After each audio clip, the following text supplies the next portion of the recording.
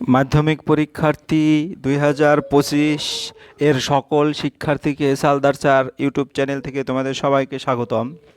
আজকে তোমাদের আমি নতুন একটা ভিডিও নিয়ে আসছি। ভিডিওতে মাধ্যমিক গণিত 2017 থেকে 2024 পর্যন্ত মাধ্যমিক পরীক্ষা আসা সকল প্রশ্নের সমাধানের আলোকে আজকের আলোচনা হবে 4 নম্বর গণিতের 4 নম্বর পরীক্ষায় যে 4 নম্বর প্রশ্ন আসে তার প্রতিটা প্রশ্নে মার্ক থাকে 2।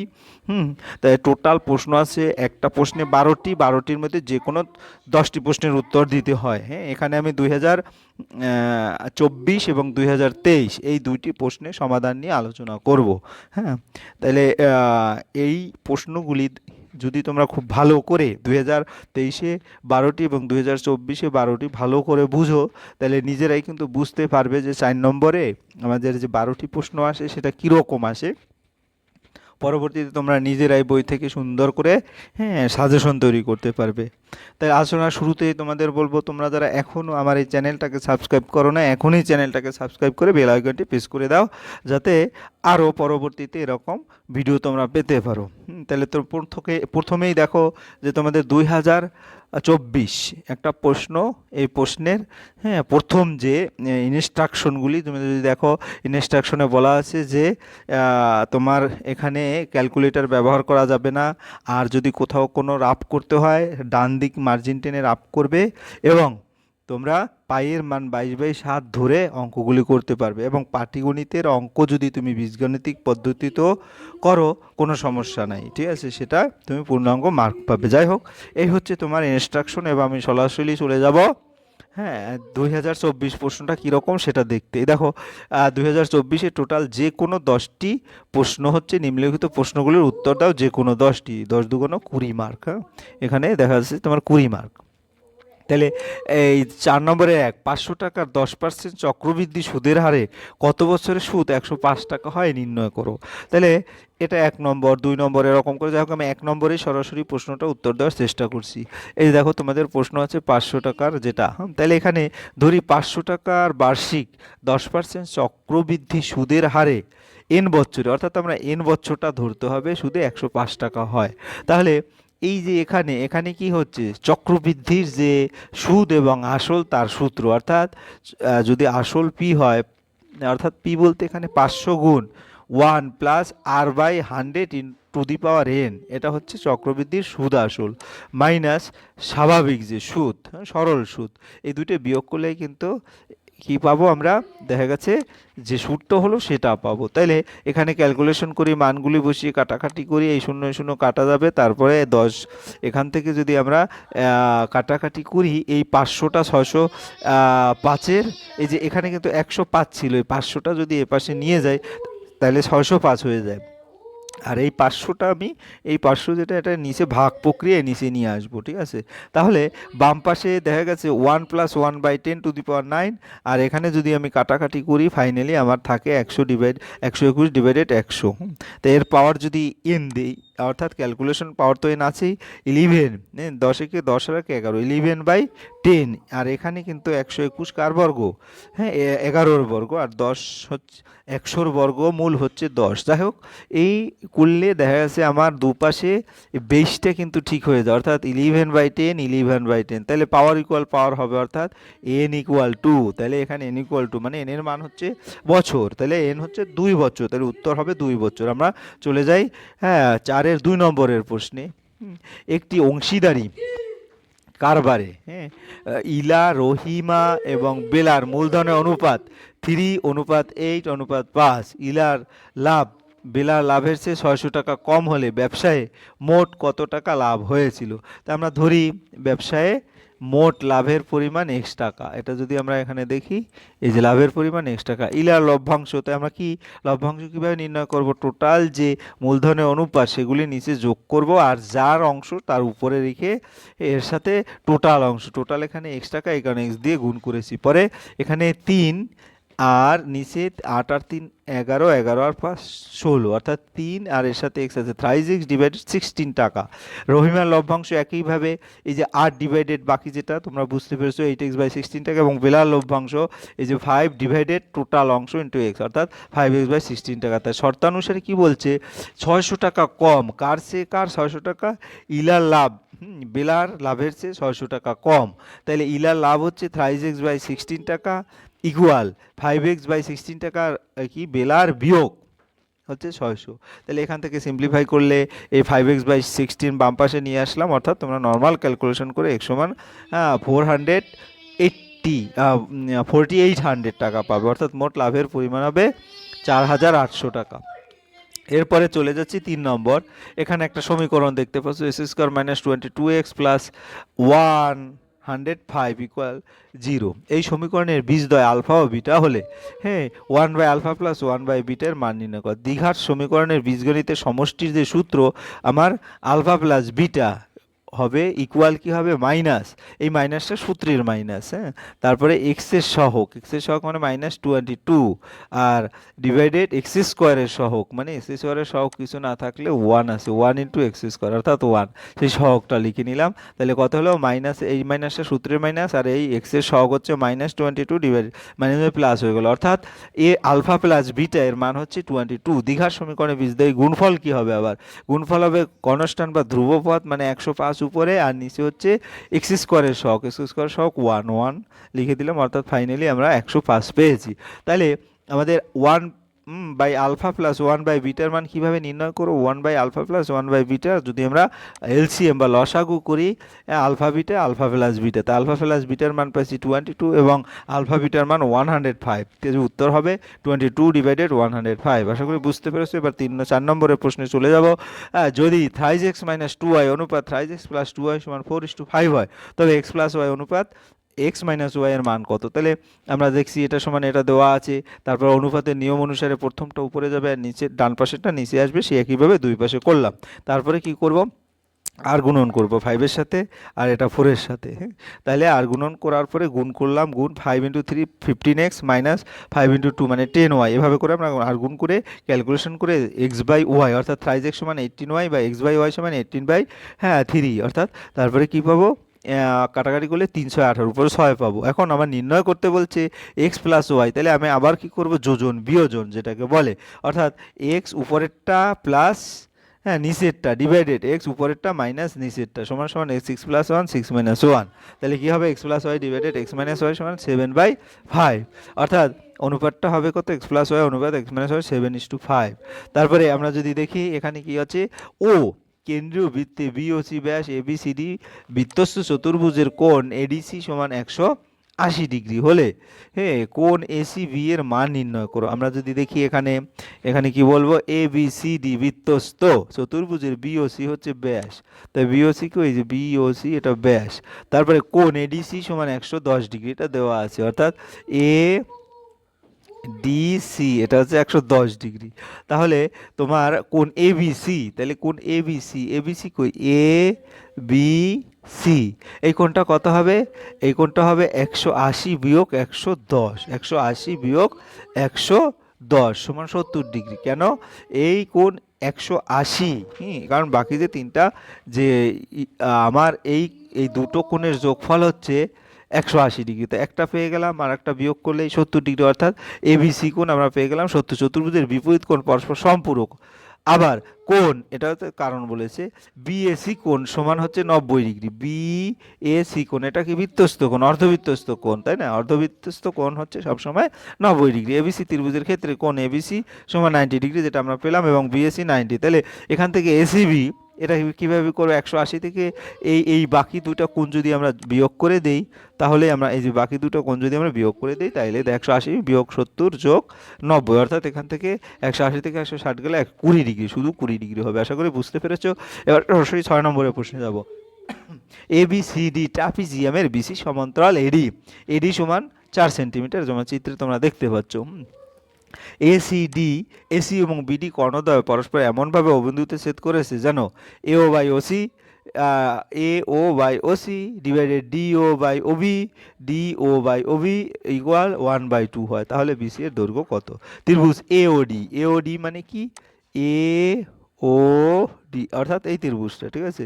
এবং ত্রিভুজ সিওবি, সিওবি মানে কি, সি, এই যে সি ও বি মানে এই ত্রিভুজটা, অর্থাৎ এই দুইটা ত্রিভুজ যদি আমরা তুলনা করি তাহলে এর মধ্যে কি হবে, এর মধ্যে দেখা যাচ্ছে, আমি আবার চিত্রটা এখানে দিয়ে দিচ্ছি, এডি সমান্তরাল বিসি, এডি, এডি সমান্তরাল বিসি কেন, এই যে এডি, এডি সমান্তরাল বিসি, ওকে, এবি সমান্তরাল বিসি, এবং এসি তাদের ছেদক, এসি হচ্ছে কি, এই যে এসি তাদের ছেদক, এসি যদি তাদের ছেদক হয় তাহলে ও সি বি কোণ একান্তর কোণ, অর্থাৎ ও সি বি কোণ একান্তর কোণ কোনটা, এই যে এই কোণটা ও সি বি কোণ একান্তর কোণ ও এ ডি কোণ, ও এ ডি কোণ, অর্থাৎ এই যে এই কোণটা, এই দুটো কোণ একান্তর কোণ সমান। আবার কোণ ও D A, O D A অর্থাৎ এই কোণটা ও ডি এ, এবং একান্তর কোণ ও বিসি, ও বিসি অর্থাৎ এই কোণটা, ও বিসি অর্থাৎ এই কোণটা, হ্যাঁ, এই দুটো কোণ সমান। এবং এওডি কোণ বিপ্রতীপ, হ্যাঁ, বিপ্রতীপ কোণ বিপরীত যে কোণ, এই কোণটা আর এই কোণটা সমান কোণ, বিপ্রতীপ কোণ, ঠিক আছে। তাহলে ত্রিভুজ এওসি সর্বসম ত্রিভুজ বিওডি, এওসি এবং বিওডি, হ্যাঁ, সর্বসম, এ ও এওসি না, তো আমার ত্রিভুজ কি হবে, এওডি, এখানে ডি হবে, এওডি সর্বসম বিওসি, বিওসি হবে, ঠিক আছে, বিওসি, তাহলে এও বাই ওসি, তাহলে AO by OC, okay, divided equal OD by OB, OD by OB, তাহলে সমান এডি বাই বিসি, তাই এডি বাই বিসি, হ্যাঁ, যদি দেখি অর্থাৎ এই যে এডি বাই বিসি সমান হচ্ছে হাফ, এটা দেওয়া আছে, এটা যদি দেওয়া থাকে তাহলে আমার এডি বাই বিসি, এডির মানও দেওয়া আছে 4, তাহলে বিসি, তাহলে এখান থেকে বিসি যদি আর গুণন করি 2 × 4 অর্থাৎ 8 সেন্টিমিটার, তো বিসি হবে 8 সেন্টিমিটার, ওকে, বুঝতে পেরেছো। এবারে এবিসি ত্রিভুজের এবিসি কোণ 90 ডিগ্রি, এবি সমান 6 সেন্টিমিটার, বিসি সমান 8 সেন্টিমিটার হলে এবিসি এর পরিব্যাসার্ধের দৈর্ঘ্য কত? এবিসি সমকোণী ত্রিভুজের ক্ষেত্রে পিজোগাসের সূত্র প্রয়োগ করে পাই, এই এটা কি, লম্ব স্কোয়ার প্লাস ভূমি স্কোয়ার সমান অতিভুজ স্কোয়ার, এরকম করে, তাহলে 6 যোগ 6 স্কোয়ার প্লাস 8 স্কোয়ার সমান এসি স্কোয়ার, তাহলে এটা যদি যোগ করে দেই 100 হচ্ছে, এসি সমান, হ্যাঁ, এর বর্গমূল করলে 100, এর বর্গমূল করলে এসি সমান কি তোমার 10, অর্থাৎ পরিব্যাসার্ধের দৈর্ঘ্য হচ্ছে কি, পরিব্যাসার্ধ, এটাকে ব্যাস, পরিব্যাসার্ধ মানে অতিভুজের দৈর্ঘ্য ডিভাইডেড হাফ, তাহলে এখানে অতিভুজের দৈর্ঘ্য 10 পেয়েছি ডিভাইডেড হাফ অর্থাৎ 5 সেন্টিমিটার। এরপরে আমরা চলে যাচ্ছি 8 নম্বরে, 8 নম্বরে কি বলেছে, আর কস থিটা সমান 2√3, আর সাইন থিটা সমান 2, যেখানে থিটার মান 0 থেকে বড়, 90 এর চেয়ে ছোট, তাহলে আর এবং থিটার মান নির্ণয় করো। তো আর কস থিটা এটা দেওয়া আছে, তাহলে উভয় পাশে বর্গ করলাম, তাহলে বর্গ করলে আর স্কোয়ার কস স্কোয়ার থিটা, আর 2 2 2 4 আর √3 × √3 মানে শুধু 3, 4 × 3 অর্থাৎ 12, তাই আর সাইন থিটাকে আবার বর্গ করলাম, আর সাইন থিটা যদি বর্গ করে আর স্কোয়ার সাইন থিটা সমান 4, 1 নং আর 2 নং সমীকরণ যোগ করে পাই, তাহলে যোগ করলে মানে এইটা আর এইটা হবে r square cos square theta plus r square sine theta, r square common নিলাম, cos square theta plus sine square theta 16, তাই cos square plus sine square থিটার মান 1, তাই আর স্কোয়ার সমান 16, আর সমান প্লাস মাইনাস 4।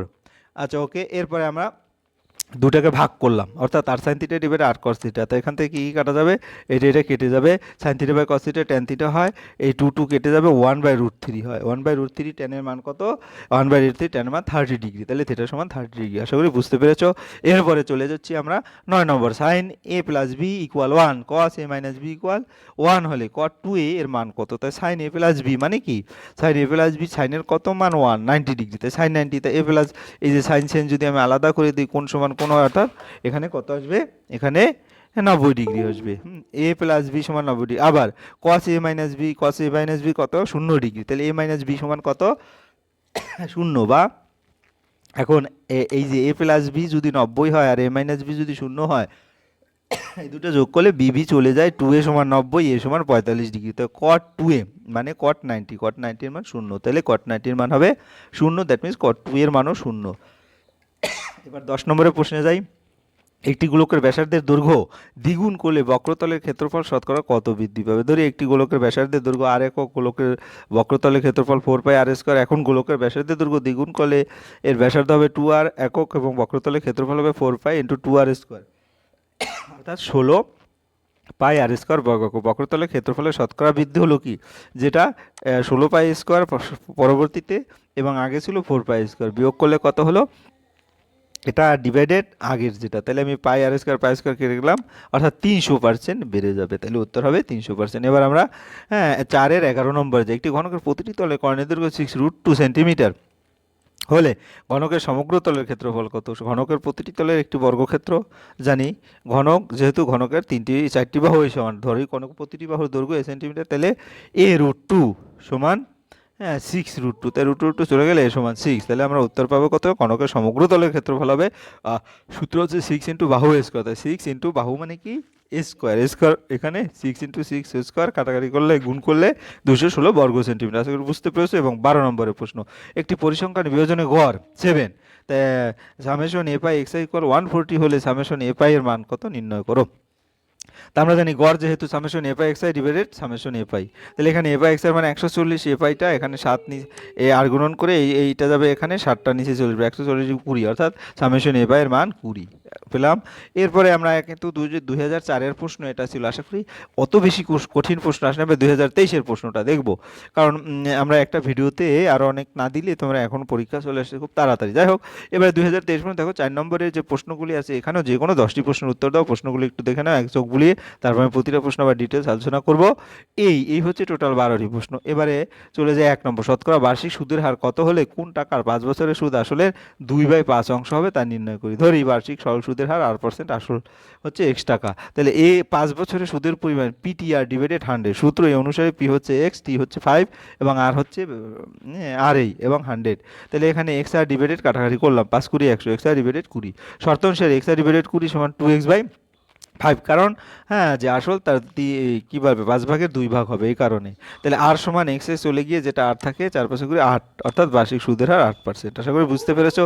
এবার চলে যাচ্ছে 2 নম্বর, কোনো ব্যবসায় এ ও বি মূলধন অনুপাত 1:2 ইন্টু 7:1:4, বছরের শেষে 11,000 টাকা লাভ হলে কাদের লভ্যাংশের পরিমাণ নির্ণয় করো। কোনো ব্যবসায় এ ও বি এর মূলধন অনুপাত 1:7 অনুপাত 1/4, তাহলে এক্ষেত্রে 7 এবং 4-এর লসাগু হচ্ছে 28, তাহলে আমরা যদি 4 7 28 করি, এখানে 4 আসবে আর এখানে 7 আসবে, তারপর 4:7 হয় বছরের শেষে লাভ। তা এর লভ্যাংশ হবে আমরা জানি যে কীভাবে বের করে, অনুপাত দুটির যোগফল আর ডিভাইডেড যার অংশ তার উপরে গুণ টোটাল লভ্যাংশ। তাহলে এখানে এটা কাটাকাটি করলে 4,000 টাকা, তোমরা কাটাকাটি দেখে নেবে, সহজ কাটাকাটি। এবং বি এর লভ্যাংশ 7 ডিভাইডেড 4 + 7, অর্থাৎ এখানে 7,000 বা 7,000 টাকা, এতে উত্তর হয়ে গেল। এরপর আমরা 3 নম্বরের প্রশ্ন, x² - x equal k × 2x - 1, সমীকরণে বীজ দ্বার সমষ্টি 2 হলে k এর মান নির্ণয় করো। তাহলে প্রদত্ত দ্বিঘাত সমীকরণটি আমরা একটু গুণ করে সিম্পলিফাই করি, x² - x আর k × 2x 2kx, আর এটার পাশে নিয়ে আসলাম k, মাইনাস k মানে প্লাস k হয়ে গেল, অর্থাৎ এরকম ইকুয়াল শূন্য দিয়ে একটা সমীকরণ আনতে হবে, এবং x² এবং x এর সহগ এবং k এই দ্বিঘাত সমীকরণে বীজদ্বয়ের সমষ্টি মানে কি, মাইনাস সূত্র, তারপর এক্স এর সহগ ডিভাইডেড x² সহগ, তাই এক্স এর সহগ হচ্ছে -1 + 2k আর x² সহগ হচ্ছে 1, তাহলে এটা করলে এই মাইনাস মাইনাস প্লাস হচ্ছে 1 + 2k, তা প্রশ্ন মতে 1 + 2k হচ্ছে 2, তাই দ্যাট মিনস 2k সমান হচ্ছে এটা পেশে গেলে -1 হয়ে যায়, অর্থাৎ 2k সমান 1, k সমান হাফ। আশা করি বুঝতে পেরেছো। এরপর চলে যাচ্ছি 4 নম্বরের প্রশ্নে, বি অনুপাত a² হয় যদি এ এর বৃদ্ধি হয় 2:3 অনুপাতে, তাহলে বি এর বৃদ্ধি কি অনুপাতে হবে নির্ণয় করি। তাহলে দেওয়া আছে বি অনুপাত a², তাহলে বি সমান k², কে একটি অশূন্য ভেদক ধ্রুবক, কে এর মান বৃদ্ধি পেয়ে 2 অনুপাতে, ধরি এর প্রাথমিক মান হচ্ছে 2x, বৃদ্ধিপ্রাপ্ত মান 3x, একটি অনুপাত ধ্রুবক। এখানে a সমান 2x, তখন 1 নং সমীকরণ থেকে পাই b সমান k × 2x হোল স্কোয়ার, অর্থাৎ 4kx²। আবার যখন a সমান 3x, তখন 1 নং সমীকরণ থেকে পাই b × k × 3x whole square, অর্থাৎ 9kx²। তাহলে b এর বৃদ্ধি পাওয়ার অনুপাত হবে কত? দেখা যাচ্ছে 4kx² অনুপাত 9k², kx² কেটে গেলে 4:9, তাহলে উত্তর হবে 4:9। তোমরা যারা এই অনুপাতের বা ভেদকের অঙ্ক করেছো তারা বুঝতে পেরেছো। যাই হোক, একটি বৃত্তের এবি এবং সিডি দুটি যা বিএ এবং ডিসিকে বর্ধিত করলে পরস্পর পি বিন্দুতে, এই যে পি বিন্দুতে ছেদ করে প্রমাণ করো যে পিসিবি কোণ সমান পি এরই কোণ। তাহলে একটি বৃত্তের এবি এবং সিডি দুইটি যা, এবি কোথায়, এই যে এ বি এবং সিডি কোথায়, এই যে সিডি দুটি যে আছে, ঠিক আছে, এ বি এবং সিডি দুটি যা, বিএ এবং সিডিকে বর্ধিত করলে, বিএকে বর্ধিত করলাম এভাবে এবং সিডিকে বর্ধিত করলাম এভাবে, পরস্পর পি বিন্দুতে ছেদ করে প্রমাণ করতে হবে পিসিবি কোণ, অর্থাৎ আমার পি সি বি কোণ, এই যে এই কোণটা সমান হচ্ছে পি এ ডি কোণ, পি এ এই যে ডি কোণ, এই কোণটা, এই দুটো কোণ সমান হবে, ঠিক আছে।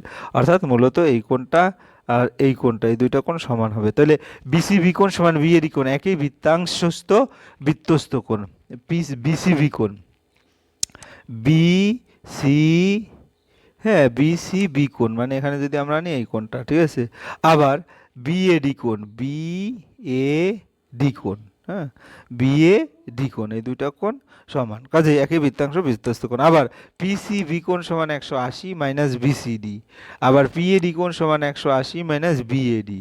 তাহলে দুটোই যদি থাকে তাহলে আমরা কি করতে পারি, এই দুটো সমান হয়ে গেল, তাহলে বিসিডি কোণ সমান বিএডি কোণ, হ্যাঁ যেহেতু আর কি, হ্যাঁ তাহলে সুতরাং 180 ডিগ্রি মাইনাস বিসিডি কোণ 180 ডিগ্রি মাইনাস বিএডি কোণ, তাহলে এই দুইটা করলে পিসিবি কোণ সমান পিএডি কোণ অনায়াসে পেয়ে যাচ্ছি।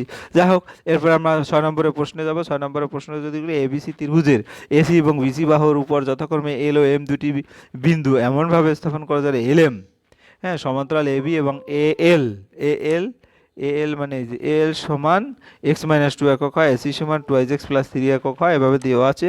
বিএম সমান এক্স মাইনাস থ্রি একক হয়, বিসি সমান টু এক্স একক হয়, তবে এক্স এর মান নির্ণয় করো। তাহলে এল এম সমান্তরাল এ বি, তাহলে এ এল ইকুয়াল এক্স মাইনাস, এগুলি দেওয়া আছে, এই সবগুলি দেওয়া আছে, তোমরা সেই দেওয়া আছে এগুলি, সেগুলি লিখে নিবে। তারপর এলসি সমান AC minus L, LC, LC সমান, হ্যাঁ এসি মাইনাস এল, হ্যাঁ ঠিকই আছে। তারপর এভাবে করে তোমার মানটা বসিয়ে দাও এক্স প্লাস এত, এবং এমসি সমান বিসি মাইনাস বিএম, এভাবে চিত্রের সাথে মিলিয়ে নাও, এভাবে ক্যালকুলেশন করে এক্স প্লাস থ্রি একক।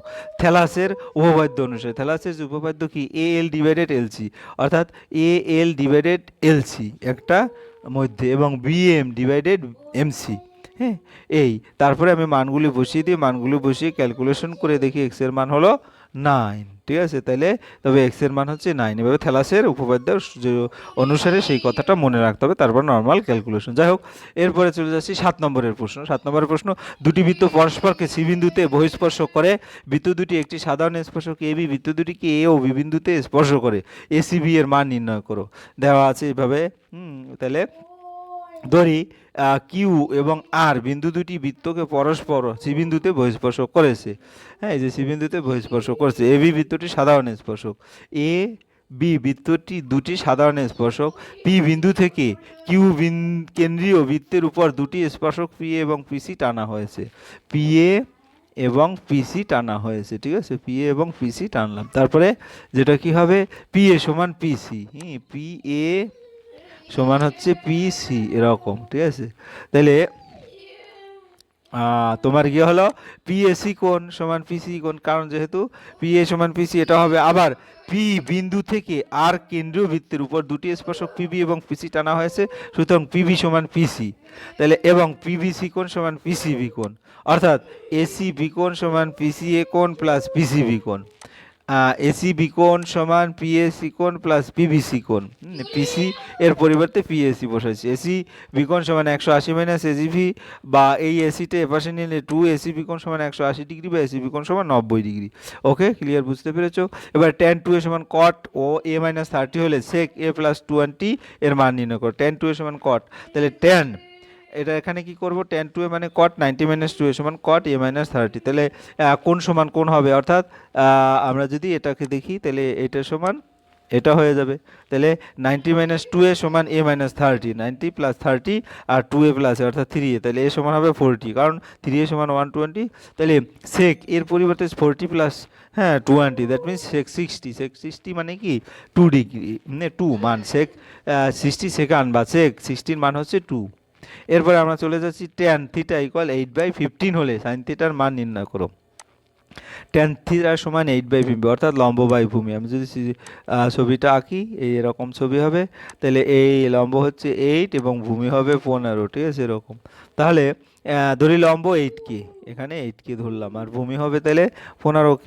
এখন কে যেখানে একটি সমানুপাতিক ধ্রুবক, অতিভুজের সূত্র লম্ব স্কোয়ার প্লাস ভূমি স্কোয়ার, তাহলে 8K square plus 15K square মানগুলি বসিয়ে দিলে 17K স্কোয়ার আসে, 17K প্লাস 17K, অর্থাৎ শুধু 17K। তো সাইন থিটা ইকুয়াল লম্ব বাই ভূমি, লম্ব হচ্ছে কি, লম্ব হচ্ছে 8K ডিভাইডেড ভূমি, অতিভুজ হচ্ছে 17K, তাহলে কে কে চলে গেলে 8/, হ্যাঁ 17 উত্তর। এরপরে আমরা 10 নম্বরের প্রশ্নে চলে যাব।